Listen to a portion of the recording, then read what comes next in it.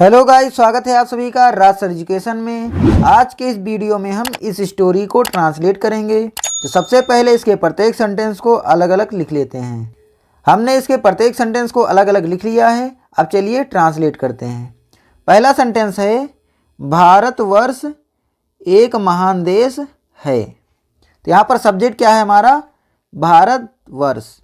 तो लिखेंगे इंडिया, कि भारतवर्ष को क्या कहते हैं? इंडिया कहते हैं इंग्लिश में। इंडिया एक महान देश है। होना बताया जा रहा है और ये प्रेजेंट का होना है। प्रेजेंट का होना is am are, is am are से बताया जा रहा है। इंडिया सिंगुलर है, इसलिए इसके अनुसार क्या आएगा? इज आएगा। लिखेंगे इंडिया इज। इज मीन्स है। क्या है? एक महान देश। लिखेंगे आ ग्रेट यानी कि महान, कंट्री देश। तो इंडिया यानी Bharatvarsh is a great country, एक महान देश है। नेक्स्ट सेंटेंस है, इसका अतीत बहुत ही शानदार रहा है। यहाँ पर सब्जेक्ट क्या है? इसका अतीत। लिखेंगे इट्स यानी कि इसका, अतीत यानी कि पास्ट। इट्स पास्ट, इसका अतीत। बहुत ही शानदार रहा है। जब सेंटेंस में इस तरह से आए रहा है तो उसको किससे बनाते हैं? उसको हम हैज या हैव बीन से बनाते हैं। इसका मतलब क्या होता है? रहा है। तो यहाँ पर इट्स पास्ट आया हुआ है, इसके अकॉर्डिंग क्या आएगा? हैज बीन आएगा। तो लिखेंगे इट्स पास्ट हैज बीन, इसका अतीत रहा है। क्या रहा है? बहुत ही शानदार। तो लिखेंगे वेरी, वेरी का मतलब बहुत ही, शानदार ग्लोरियस, वेरी ग्लोरियस, बहुत ही शानदार। इट्स पास्ट, इसका अतीत, हैज बीन रहा है, वेरी ग्लोरियस, बहुत ही शानदार। तो इसका अतीत बहुत ही शानदार रहा है। नेक्स्ट सेंटेंस है, विदेशी आक्रमणकारियों ने इस देश को लूटने का प्रयास किया। यहाँ पर सब्जेक्ट क्या है? किसने लूटने का प्रयास किया? विदेशी आक्रमणकारियों ने। तो सब्जेक्ट हो गया हमारा विदेशी आक्रमणकारी। विदेशी, इसकी इंग्लिश होती है फॉरेन। आक्रमणकारियों, तो आक्रमणकारी की होती है इन्वेडर्स। फॉरेन इन्वेडर्स यानी विदेशी आक्रमणकारियों ने प्रयास किया। प्रयास करने की इंग्लिश होती है ट्राई। ट्राई मीन्स होता है प्रयास करना। ये पास्ट टेंस है और पास्ट टेंस में हमेशा वर्ब की सेकेंड फॉर्म का उपयोग करते हैं। ट्राई की सेकेंड फॉर्म होती है ट्राइड, यानी कि प्रयास किया। तो यहाँ लिखेंगे फॉरेन इन्वेडर्स ट्राइड, विदेशी आक्रमणकारियों ने प्रयास किया। क्या प्रयास किया? लूटने का।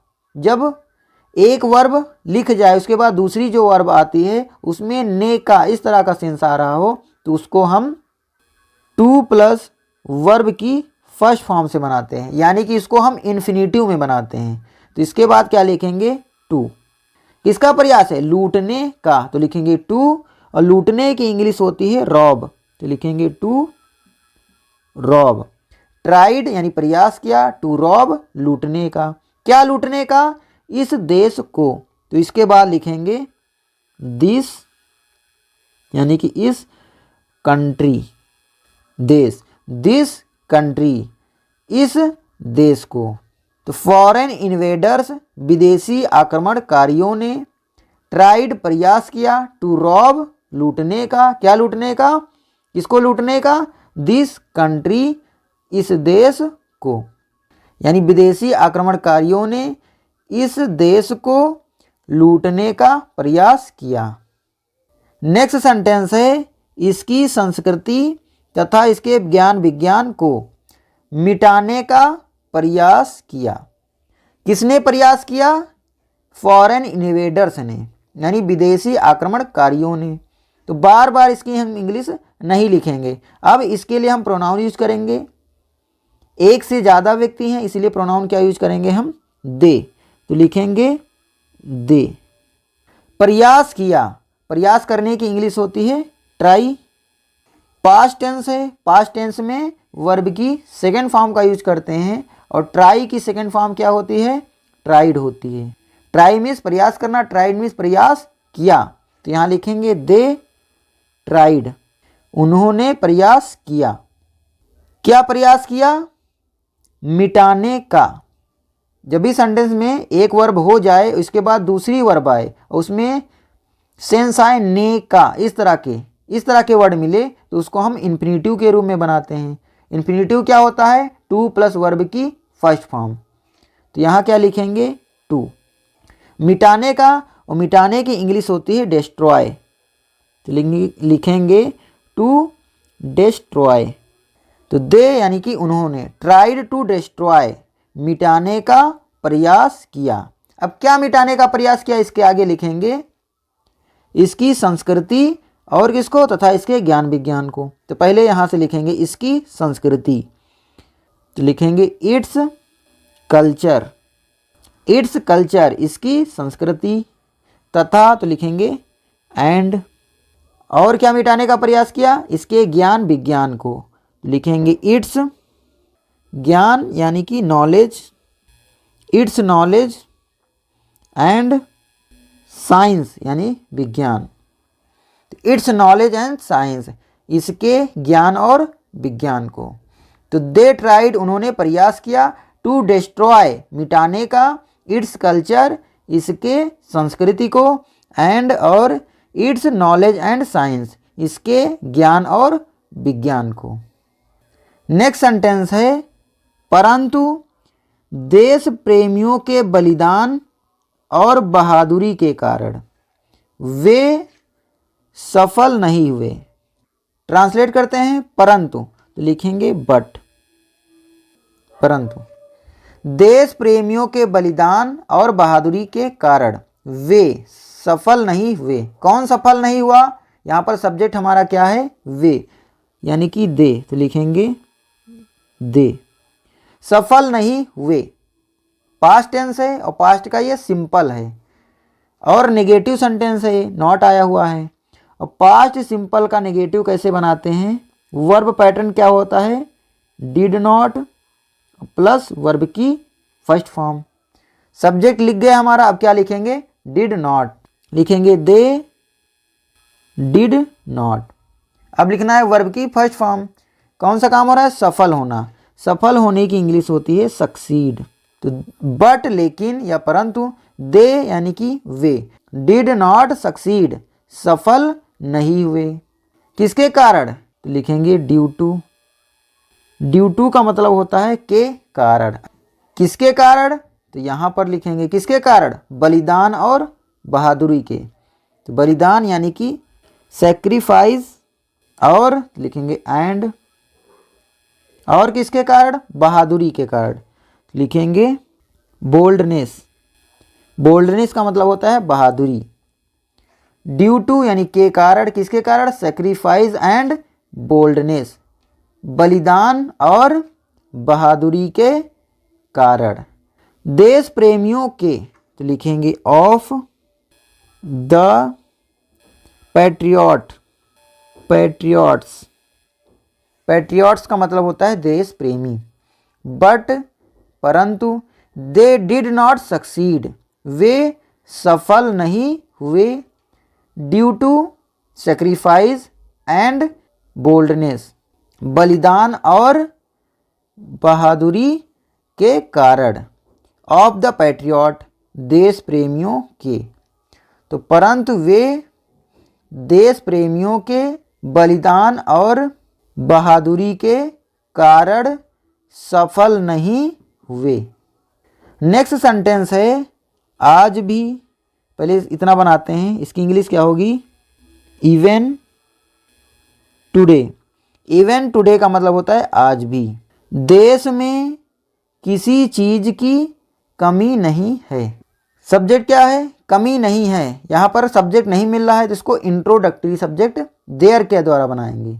जब कोई चीज़ कहीं पर होती है, इस तरह का सेंस आता है, तो वहाँ पर हम इंट्रोडक्टरी सब्जेक्ट देयर लगाते हैं। जैसे यहाँ पर लिखा है किसी चीज़ की कमी नहीं है, मतलब कहीं पर किसी की चीज़ की कमी नहीं है, तो लिखेंगे देयर, कमी नहीं है तो क्या लिखेंगे इज नॉट, इज नॉट नहीं है, कमी, कमी की इंग्लिश होती है शॉर्टेज, तो इज नॉट शॉर्टेज, कमी नहीं है, किसकी, किसी चीज़ की, तो लिखेंगे ऑफ एनीथिंग, ऑफ एनीथिंग किसी चीज़ की।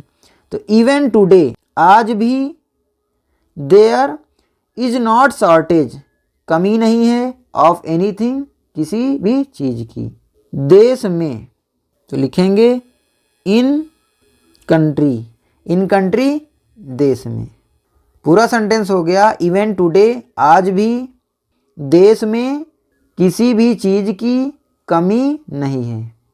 नेक्स्ट सेंटेंस है यदि दिन दूनी रात चौगनी, बढ़ती हुई जनसंख्या पर नियंत्रण हो जाए तो देश फिर समृद्ध हो जाएगा।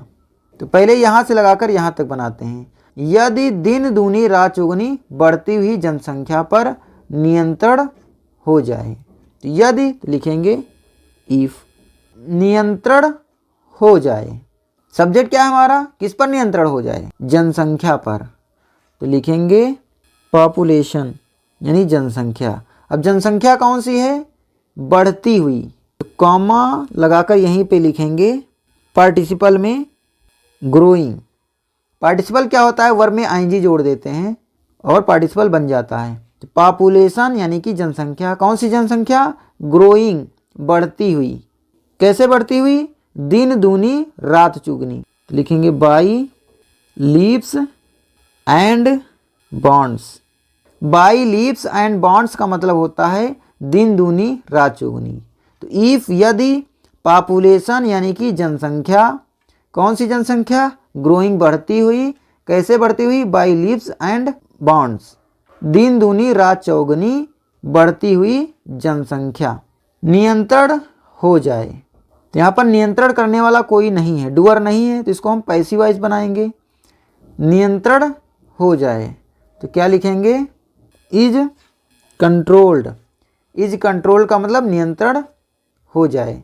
इसको हमने पैसिव वॉइस में बनाया है। पैसिव वॉइस में क्यों बनाया गया है, क्योंकि यहाँ पर एक्शन का डूअर नहीं है, नियंत्रित करने वाला नहीं है। तो इतने का अर्थ क्या हो गया, if population growing by leaves and bonds, यानी दिन दूनी रात चौगुनी बढ़ती हुई जनसंख्या को नियंत्रित किया जाए, तो कॉमा लगा देंगे, इस कॉमा का मतलब हो जाएगा तो देश फिर समृद्ध हो जाएगा।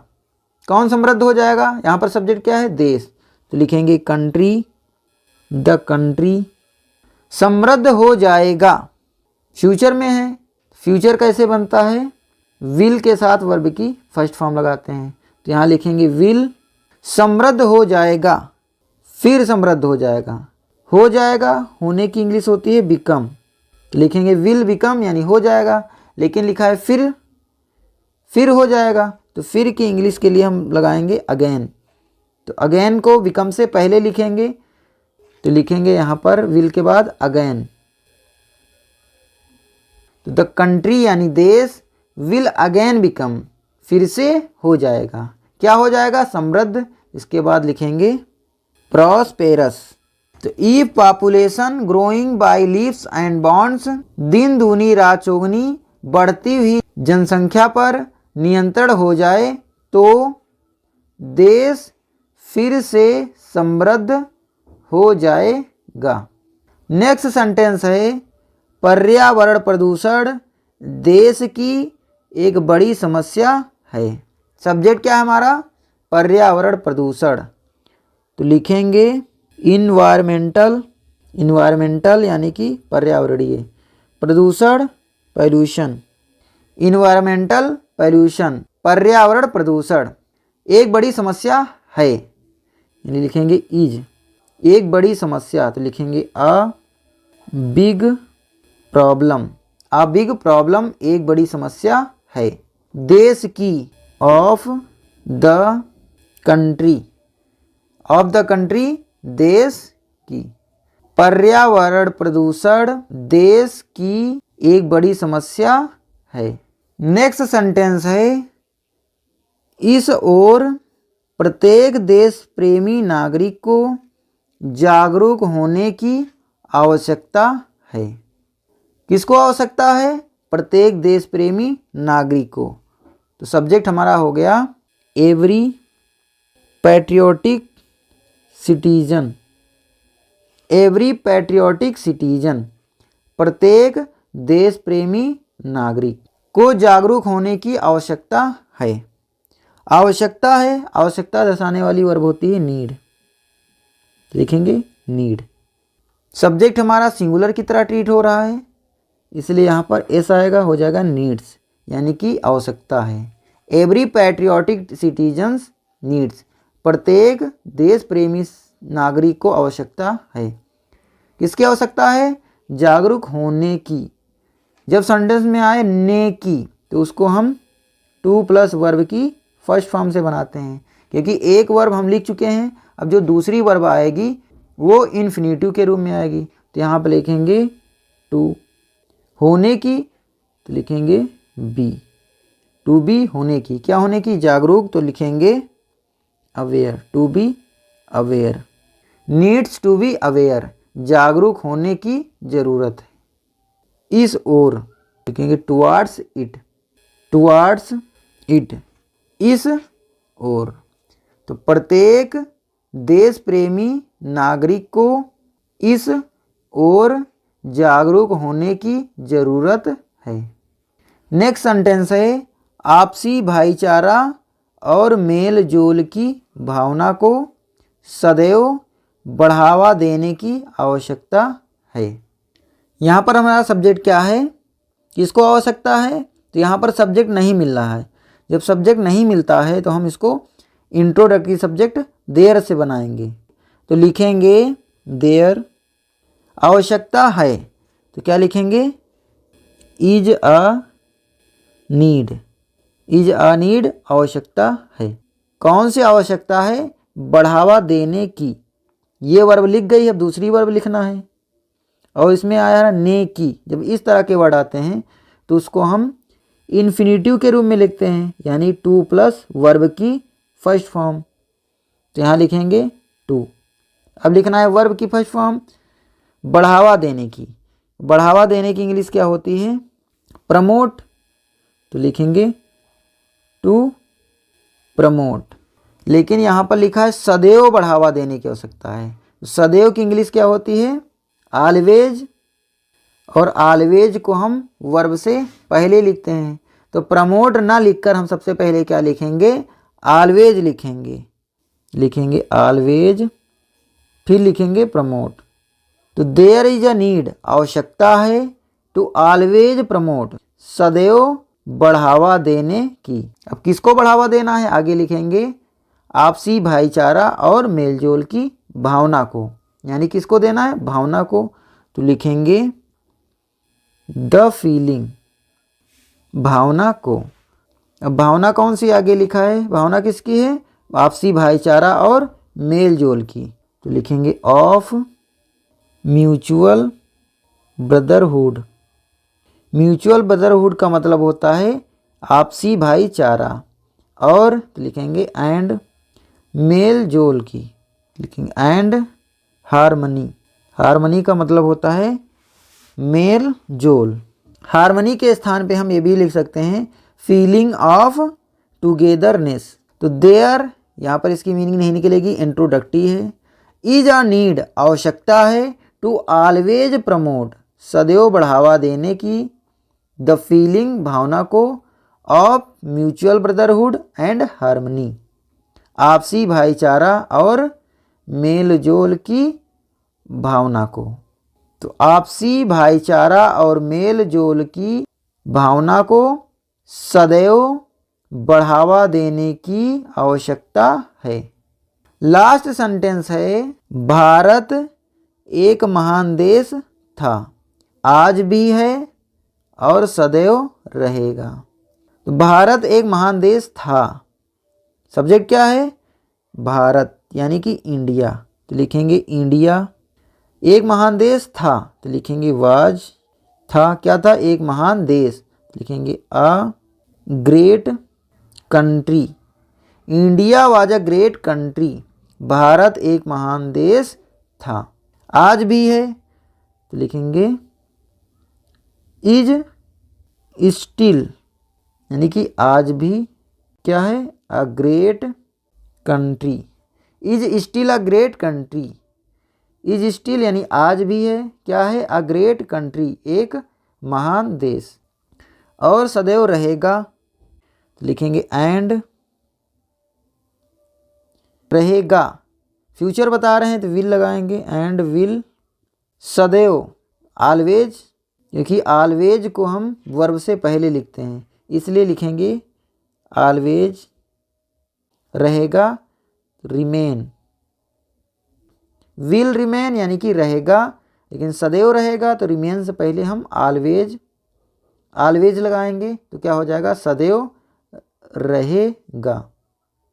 सो तो India was a great country, Bharat एक महान देश था, is still a great country and will always remain सो, और ऐसा हमेशा रहेगा। तो आशा करते हैं इस वीडियो से आपको बहुत कुछ सीखने को मिला होगा। अगर ये वीडियो आपको पसंद आई है तो वीडियो को लाइक कीजिए, अपने दोस्तों को शेयर कीजिए, और यदि आपने अभी तक हमारे चैनल को सब्सक्राइब नहीं किया है तो कृपया सब्सक्राइब कीजिए। मिलते हैं नेक्स्ट वीडियो में।